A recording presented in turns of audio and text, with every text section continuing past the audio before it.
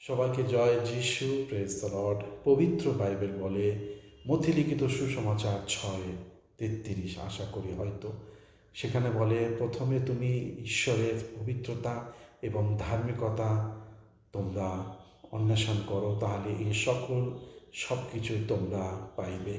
প্রথমে, এবার প্রশ্ন হয়েছে, প্রথমে আমি তাকে আমি খুঁজে বেড়াচ্ছি, প্রথমে আমি তার বাক্য বচনকে আমি খুঁজে বেড়াচ্ছি, প্রথমে আমি ঈশ্বরের পবিত্রতা, তার ধার্মিকতার বিষয় আমি কি খুঁজে বেড়াচ্ছি না?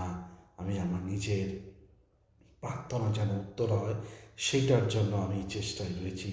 নিজের ইচ্ছাকে উত্তরে নিয়ে আসা, বা নিজের ইচ্ছা প্রার্থনার মধ্যে রেখে তার কাছে আমি চেয়ে যাচ্ছি। কোনটা? না, ঈশ্বর ধার্মিকতা আর ঈশ্বরের পবিত্রতা চাইছে, কোনটা?